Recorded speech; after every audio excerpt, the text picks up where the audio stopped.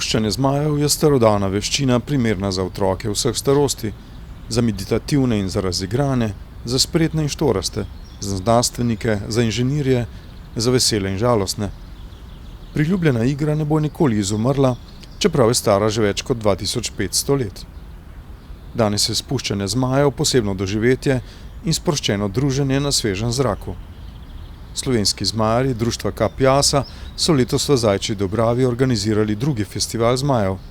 Povabili so še zagrebške kolege iz kluba Zmajoljubci, tako da je festival postal mednaroden. Zagrebški zmajarji že leta izdelujejo in spuščajo zmaje, pobirajo nagrade na mednarodnih festivalih, z orjaško hobotnico in še večjo gosenico pa vedno pritegnejo poglede in izvabijo vzklike navdušenja.